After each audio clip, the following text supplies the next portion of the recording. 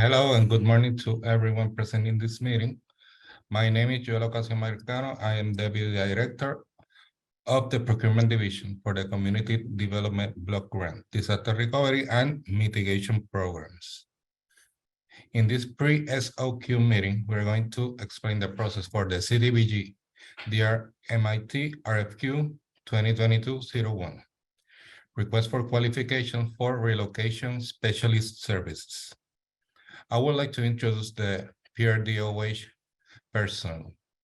Along with me is Camille Garcia, Procurement Specialist, Jose Colon, Technical Specialist, David Cordero, also Procurement Official from the Procurement Division, and Carolina Fernandez from the Federal Compliance Specialist from the Federal Compliance Division.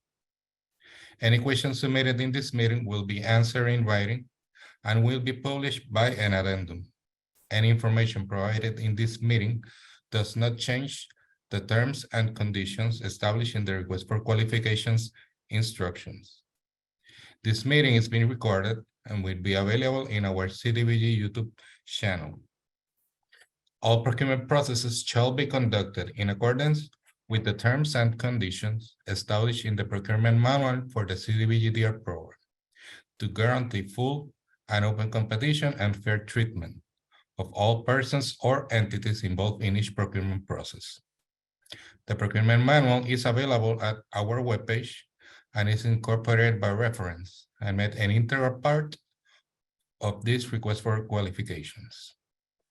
Now we have a presentation from the Federal Compliance and Recipient Management Division, and Carolina will explain the scope of services. Carolina. Thank you, Joanne. Good morning, everyone. Please let me see if you can see my presentation.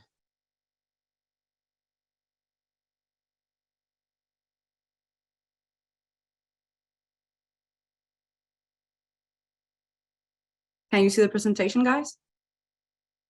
Yes. Thank you. Well, good morning, everyone. My name is Carolina Fernandez. I work with the Federal Compliance team, and today I will be presenting the scope of services for this pre-SOQ. What are the staff requirements, experience, and qualifications we are looking for? The respondents shall have or will secure, at its own expense, all personnel required in performing the services under the Relocation Specialist Services contract. PRDOH expects the qualified respondents to provide competent and fully qualified staff that, if required, are authorized or permitted under federal, state, and local law to perform the scope of services under this contract. The Puerto Rico Department of Housing reserves the right to request the removal of any staff not performing to standard. No personnel may be added to the resulting contract without the written consent of the Puerto Rico Department of Housing. Other staff requirements, experience, and qualifications. The respondents shall provide detailed information about the experience, capacity, and qualifications through its organization and/or those of its staff members in circumstances where they will be responsible for meeting the needs of displaced residents and commercial entities in compliance with the requirements of the Uniform Relocation Assistance and Real Property Acquisitions Policies, otherwise known as the URA, Act of 1970 as amended, as well as Section 104D of the Housing and Community Development Act of 1974 as amended, and PRDOH policies and guidelines related to the relocation and acquisition. A copy of the PRDOH Uniform Relocation Assistance Guide and Residential Anti-Displacement and Relocation Assistance Plan is available at our webpage. The respondent should demonstrate that its staff and or subcontractor staff have necessary experience, the necessary experience to perform the tasks and services. Organizational and staffing plan. The respondent shall submit to the PRDOH an initial organizational chart. I'm having a little bit of trouble. Can you see the presentation? Yes, yes. It's not in full screen, but we are seeing it right now. There we go. Okay. Organizational and staffing plan. Respondents shall submit to the PRDOH an initial organizational chart detailing the identity of each person, whether employed by respondent or subcontractor, who shall perform the tasks and related services required or worked on the CDBG-DR and/or CDBG-MIT programs. The respondent's organization and staffing plan shall specifically include the required number of personnel, role and responsibilities of each person on the project, name of the resource or subcontractor, and resume or professional information. The respondent should demonstrate their ability to adequately staff and scale to maintain the agreed upon service levels throughout the life of the program. Respondents shall specifically prepare and be employed by the respondent who will serve as staff. Requirements for the position: must possess a high school diploma, must possess excellent communication, analytical, negotiating, interpersonal, and organizational skills that support effective case management and compliance. Should have at least 2 years of experience with administration and implementation of URA and/or Section 104D covered relocation activities. Assignment of relocation cases will take into consideration the specialist experience and prior complex cases managed. Must have had experience with at least 3 multi-unit residential and/or commercial relocations covered by URA regulations and their successful completion. Must have a functioning office open in Puerto Rico during normal business hours that is suitable and ADA accessible for accepting displaced persons and conducting URA administrative intake and relocation advisory functions. Must be able to speak, understand, read, and write fluently in Spanish, native proficiency, and possess at least professional working proficiency in English. Ability to manage multiple tasks of type and complexity, and ability to relocate various units and different types of properties at a time. Must have team members and/or first-tier subcontractors that have the capacity to perform the services to be needed in the scope of service. The roles and responsibilities of the position. The respondent has to maintain a professional network of real estate agents, moving companies, personal storage facilities, installation services, and other ancillary services to residential and commercial relocation that have the capacity to perform the supporting services listed. The respondent has to identify the resource capabilities needed when managing a case. The respondent has to be the primary contact for all inquiries, issues, and services related to relocation caused by the CDBG-DR MIT-funded project, including, but not limited, to selection of vendors, transportation arrangements, real estate transactions, moving and storage services, and temporary accommodations. The respondent has to have internal policies and procedures in place to ensure fair and equitable treatment of all displaced persons, implement policies and procedures, comply with the URA Act and applicable federal and local legislations, must be capable of performing as the field representative for relocation activities, perform the services listed in the scope of service, perform any other service that is necessary to comply with the objectives of tasks assigned, and it needs to anticipate problems and work to mitigate. The services to be provided again with that must be provided directly by the qualified respondents. Compliance with applicable procedures and checklists established by the PRDOH, including the PRDOH, ERA, and ADP guide. Serve as the primary contract for all inquiries, issues, and services related to relocation caused by the CDBG-DR MIT-funded project, including but not limited to selection of vendors, transportation arrangements, real estate transactions, moving and storage services, and temporary accommodations. They must work with the project manager on-site, building manager, staff in the property management and tenant services departments, and external general contractor staff to ensure timely and effective execution of the relocation plan. Identify areas of risk or potential improvement throughout the planning and execution of relocation activities. Work with displacing project owners to create relocation plans, detailing the number of occupants to be permanently displaced, temporarily relocated, and not required to relocate. Plans should include replacement housing needs and availability as determined by the surveys and in-person interviews conducted with each residential and non-residential occupant required to relocate. Determining and documenting required assistance and relocation needs. Projects relocation budgets, which monitor costs and determine URA eligible expenses, along with the notion of responsible entities. Delivery of URA required notices. Composition and delivery of all written notifications to residential and non-residential occupants of the CDBG-DR MIT assisted dwellings in accordance with 49 CFR section 24.5 and the PRDOH URA and ADP guide. Eligibility determinations and URA payment calculations. The respondent has to perform eligibility reviews and document determination of eligibility, whether permanent displacement or temporary relocation is required. Confirmation and accurate calculation of URA assistance payments and related expenses, along with any other necessary compliance action required in accordance with 49 CFR Subpart D, Subpart E, and any established PRDOH requirements in the PRDOH, URA, and ADP guide, including the documentation of eligible payments and expenses.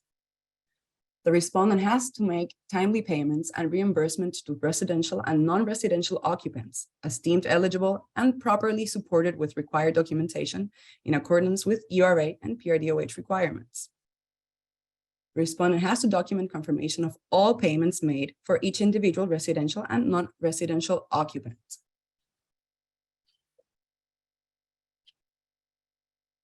Provisions of relocation advisory service, including comparable replacement dwellings, relocation planning and coordination, along with the documentation of URA eligibility and management of payments in compliance with all URA requirements at 49 CFR, Subpart C, and PRDOH, URA, and ADP guide. Case management services for each residential and non-residential occupant required to relocate temporarily or permanently due to CDBG-DR or CDBG-MIT funded projects.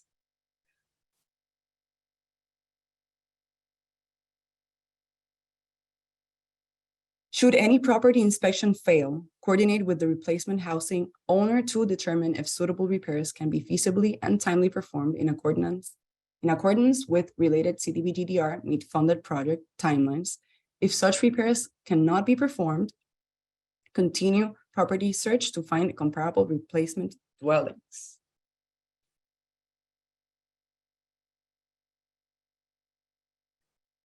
Record keeping and reporting. The respondent has to gather and store in an organized system of record all information related to the services herein provided, including unit by unit phasing plan and relocation phasing plan.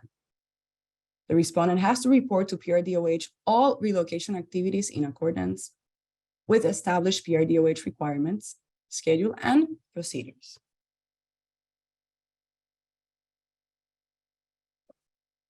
The respondent has to promptly notify PRDOH of any issues or obstacles related to the implementation of URA-related PRDOH policies or procedures, or any actions or conduct of its subrecipients or contractors that conflict with URA compliance requirements. This reporting must be compliant with requirements established by PRDOH.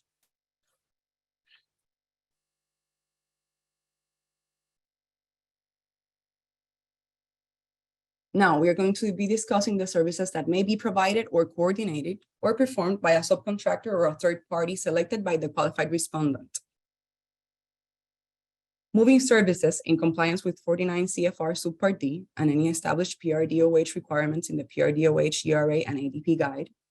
Real estate services as necessary for the purpose of securing replacement housing or commercial space for permanently displaced households or businesses, respectively.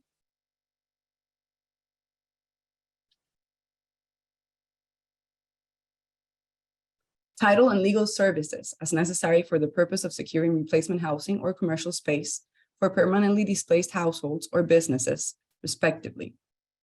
Repair services to address DSS issues for replacement housing units as necessary.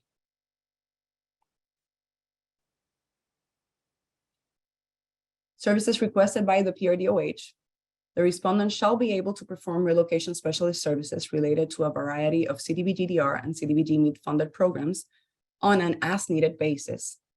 The services expected to be delivered by the qualified respondents through a relocation specialist contract include those identified in the previous section.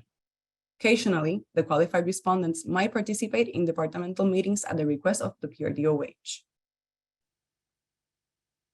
Now, thank you all for your patience and your attention. Now back to the procurement team.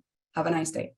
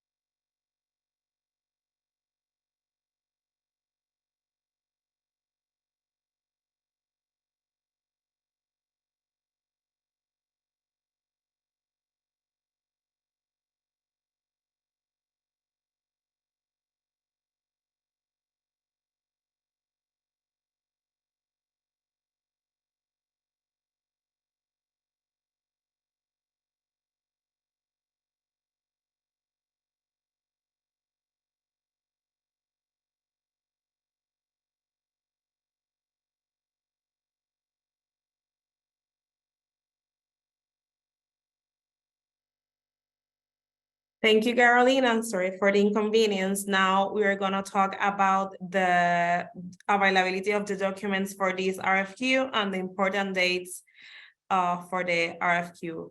You must know that all documents referring to the RFQ documents are available for download at our CDBG-DR website, that is CDBG-DR.pr.gov. All important dates for this RFQ are the following: the public notice issued on November 4, 2022. The documents were available since that same date. The request for invitation to this pre-SOQ virtual conference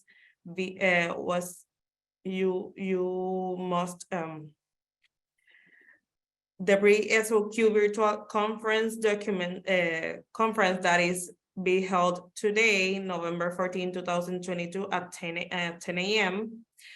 You have to submit questions and requests for clarifications until November 18, 2022 at 4 p.m. The responses to those questions and requests for clarifications are going to be answered by addenda on December 2, 2022. And the SOQ due date electronically submission will be held from December 19, 2022 at 9 a.m. until December 21, 2022 at 4 p.m.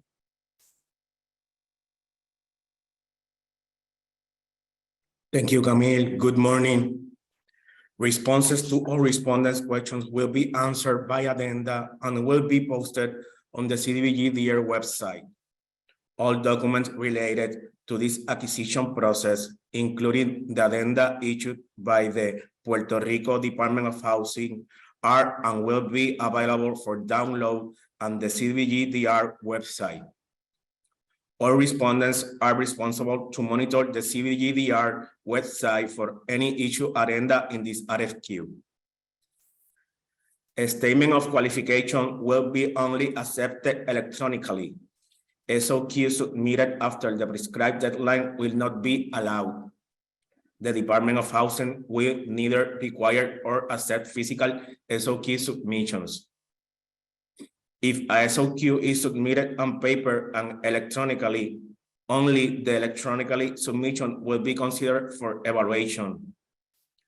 Respondents will receive access to submit SOQs after completing the registration process through the CDBG-DR website. Once the scheduled submission period begins, a link will enable access to the registration form. Please complete all required fields in the form. SOQ must be submitted within the closing date and time schedule.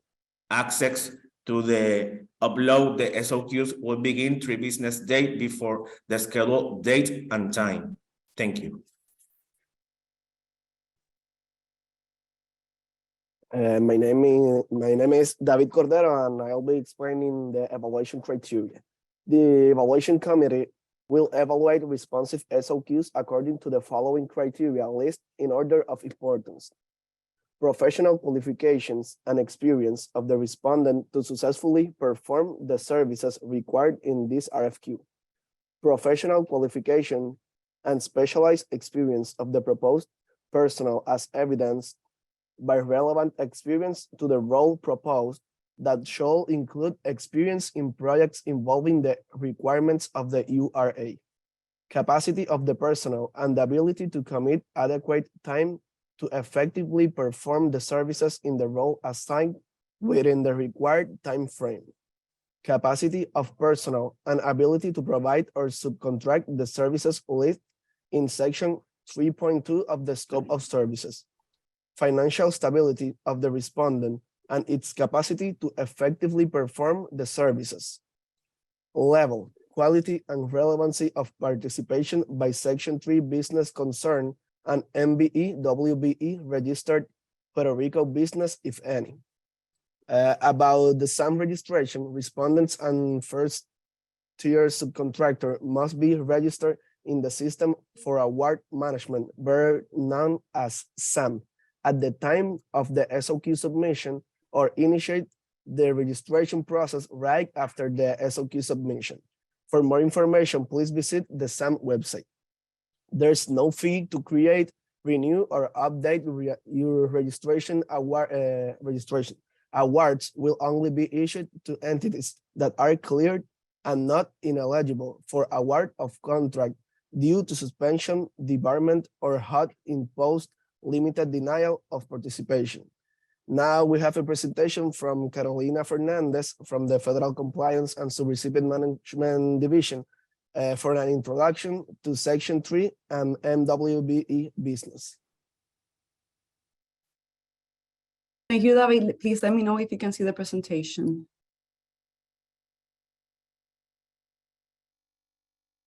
Can you see it?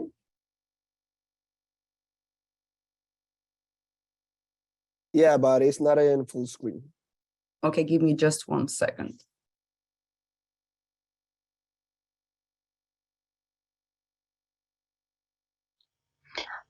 Hello, everyone. Thank you for the space to present compliance and labor standards requirements. This presentation is prepared in English. However, should anyone need this presentation in Spanish, you can request using the protocols for this RFP. I am representing the Department of Housing Federal Compliance Team, led by Maria del Carmen Figueroa.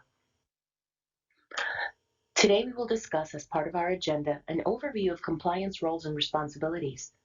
We will also cover some tools that are available online. We will also talk about documenting efforts, taking advantage of training that's made available, and reporting requirements, as well as frequently asked questions. In this presentation, we will be discussing Section 3 training, hiring, and contracting opportunities, minority and women-owned business participation, and fair housing and equal opportunity. Contractors or subrecipients using CDBG-DR or CDBG-MIT funding have certain roles and responsibilities.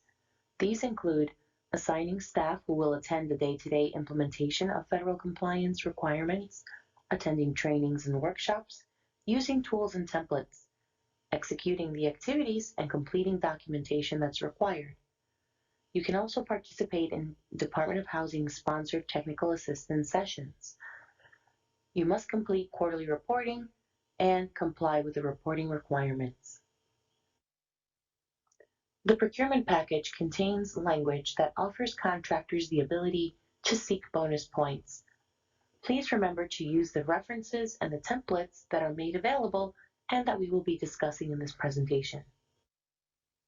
Proposers seeking Section 3 bonus points should provide their self-certifications and sufficient evidence for how they qualify as a Section 3 business. The Department of Housing offers a template on their website.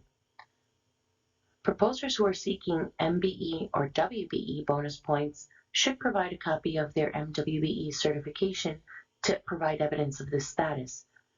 The certificates provided should show the dates and indicate that they are currently active.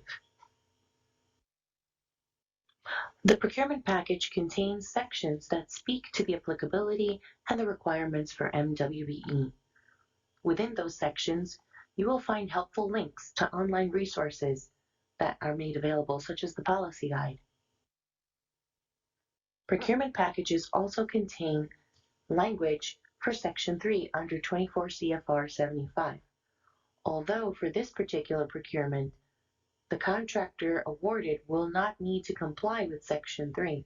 However, you may find the information useful if you are seeking to prove Section 3 status to earn potential bonus points. Let's talk about Section 3. Section 3 is a federal requirement from the Housing and Urban Development Act of 1968. This requirement states that we should provide to the greatest extent feasible job training, employment, contracting, and other economic opportunities generated by this HUD financial assistance to be directed to low and very low income persons and businesses. The Department of Housing makes available a Section 3 policy guide on their website, both in English and in Spanish. Contractors must read and implement activities as applicable and necessary. They also are responsible for their subcontractors assuring that benchmarks are met. For Section 3 projects, 24 CFR 75 has established the following benchmarks. 25% of the total labor hours for a project should be work hours of Section 3 workers. And from that 25%, 5% of the total labor hours should be work hours of targeted Section 3 workers. Let's talk about the definition of a Section 3 business. A Section 3 business refers to a business concern meeting at least one of the following criteria, which is documented within the last 6 months. The business is at least 51% owned and controlled by low or very low income persons. It could also be a business that has at least 51% ownership and controlled by a public housing resident or residents who currently live in Section 8 assisted housing. It could also be a business that has over 75% of the labor hours performed for that business over the prior 3-month period by Section 3 workers. In this slide, we're going to look at the definition of a Section 3 worker. A Section 3 worker can be any worker who fits or, when hired within the last 5 years, fit at least one of the following categories. the worker's income for the previous or annualized calendar year is below the income limit established by HUD. It could also be a worker who is employed by a Section 3 business concern, or the worker is a youth build participant. Now let's talk about what a targeted Section 3 worker is. A Section 3 targeted worker for community development financial assistance projects is a person who is employed by a Section 3 business. It could also be a person who currently fits or when hired fit at least one of the following categories as documented within the past 5 years. Someone living within the service area or the neighborhood of the project as defined in 24 CFR 75.5, or a youth build participant. The neighborhood or service area for a targeted Section 3 worker is that in which you can find at least 5,000 persons within a 1-mile radius of the project. If there are less than 5,000 persons within that 1-mile radius, you can expand that radius until you have 5,000 persons around the Section 3 covered project site. Each year, HUD releases new income limits. These income limits typically come out around April. The latest income limits for 2022 are made available on the slide. The Department of Housing has created various forms for helping maintain compliance. There is a Section 3 plan that can be used by contractors or subrecipients. There are also Section 3 self-certification forms. And finally, there is a form to help you document your efforts. Let's take a closer look at your Section 3 plan. This document helps you identify new hiring needs, subcontracting needs. It helps you plan your outreach efforts and assists your coordinators in identifying the day-to-day activities. It helps you define compliant procedures, and it helps you understand your reporting requirements. You can use the link on the slide to visit the website and download a Section 3 plan template. In this slide, we want to focus on the Section 3 self-certification forms. These useful tools help you uncover if workers or subcontracting businesses meet the income thresholds required. HUD offers also a business registry. This registry allows you to register yourself as a Section 3 business. The registry also has a tool that helps serve folks looking for Section 3 business databases. We will now turn our attention to minority and women-owned business compliance. There are various regulations that call for the inclusion of minorities and women business enterprises.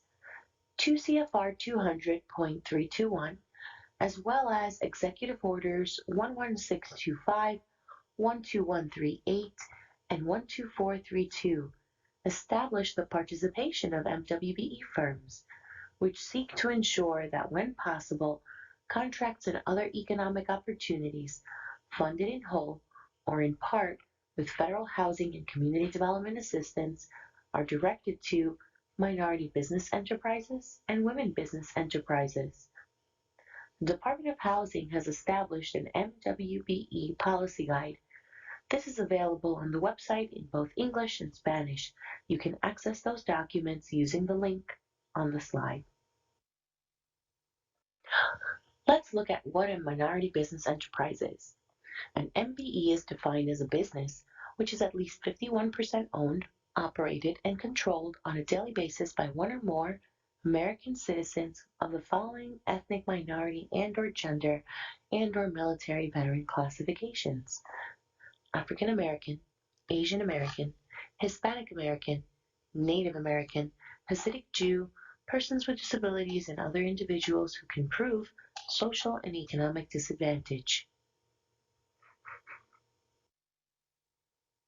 Women business enterprises, or WBEs, are businesses that are at least 51% owned and controlled by one or more women.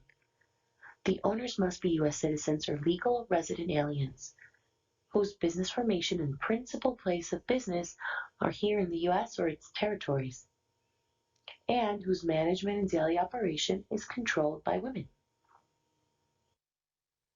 The MWBE policy guide will identify that there are goals which apply to professional services, purchasing supplies, and construction contracting. There is a total of 20% minimum participation goal. This 20% is comprised of 10% for women-owned businesses and 10% for minority-owned businesses. Contractors are expected to perform good faith efforts for contracting, subcontracting, and purchasing opportunities of $10,000 or more during the life of the contract. The Department of Housing has also created various forms for helping maintain compliance with MWBE. One of those is the MWBE Utilization Plan. This document template allows contractors or subrecipients to identify how they plan on being in compliance with these contracting goals. There is also a waiver form. This document allows contractors or subrecipients to identify if they meet the requirements to waive their goals for MWBE. Let's look at the MWBE Utilization Plan. This tool helps you compile data for your subcontracting. It helps you identify what needs you may have. It helps hold discussions on creating supplier and contractor listings, and it provides awareness of meeting the goal for the contract and tracking. You can use the link on the slide to go to the website and download the plan template. Let's review how you should complete your MWBE Utilization Plan. The Department of Housing Utilization Plan template can be used throughout the life cycle of your contract. Completing the plan is pretty easy. You should read the general instructions in row 3 and complete sections A, B, and F from the document. Complete the information requested in the yellow cells. When we talk about certified minority or women-owned businesses, we are referring to those who have filed applications with federal entities such as SBA and others that you see here on the slide. Businesses who are certified can provide proof of completing an application process to be officially recognized as a certified minority or women-owned business. If you are registered as an MWBE, you should provide your valid certificate or other evidence in response to this RFP. In this section, we will be discussing how to complete your efforts and quarterly reporting. In order for you to report your efforts, the Department of Housing provides a tool. This tool helps you document and identify how often you are seeking interactions with Section 3 businesses and MWBE businesses. The quarterly reporting form allows for you to share and report your data with the Department of Housing.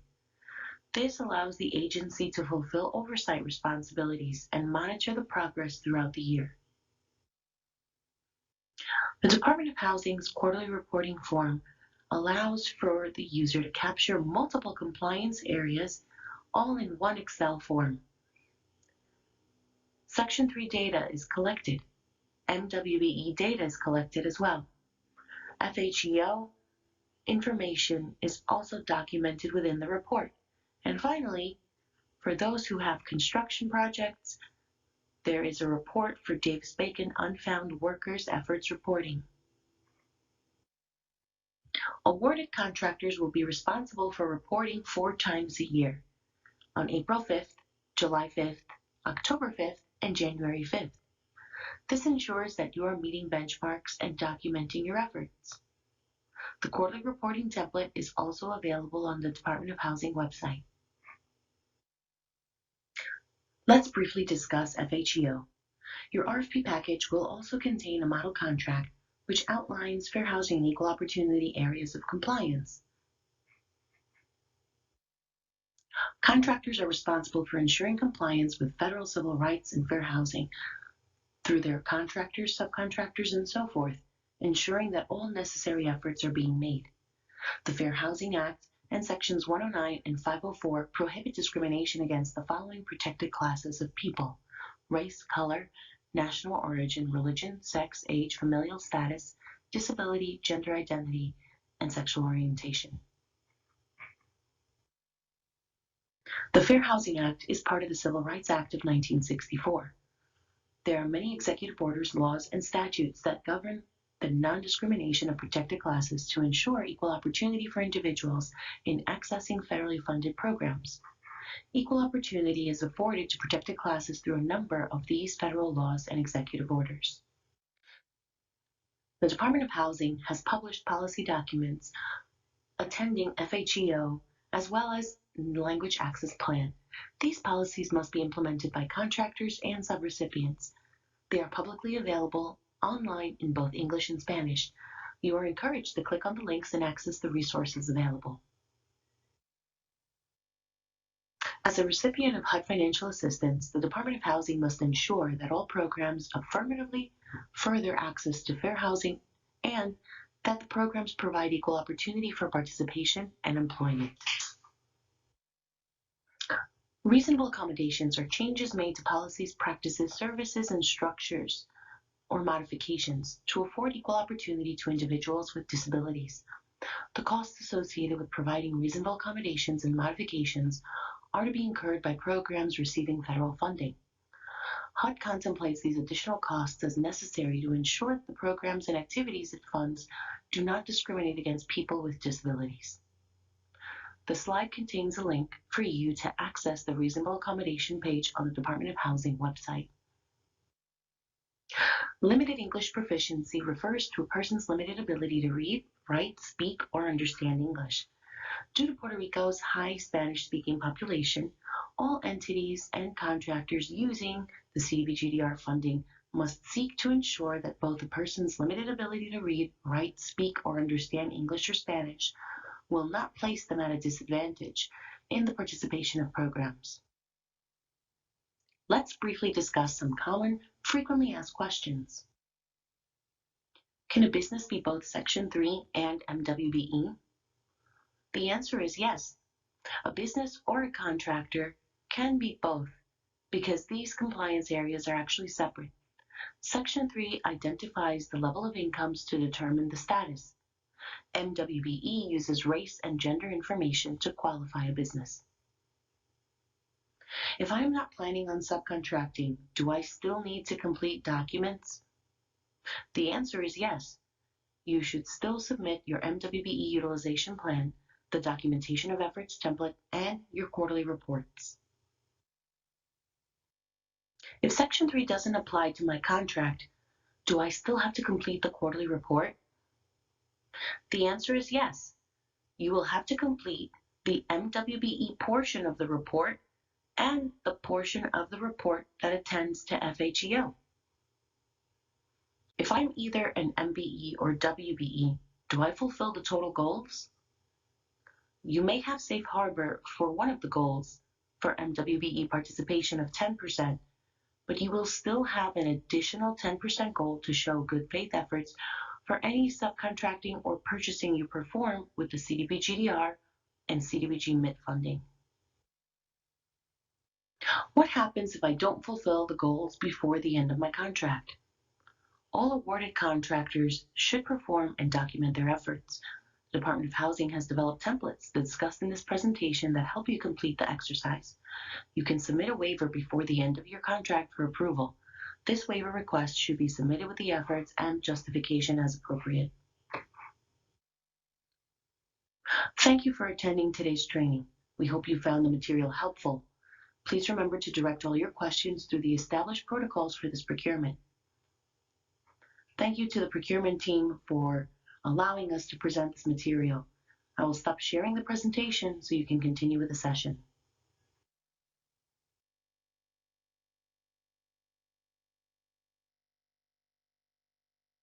Thank you, Carolina, and all the procurement and PRDOH personnel. Hope you find helpful all this information.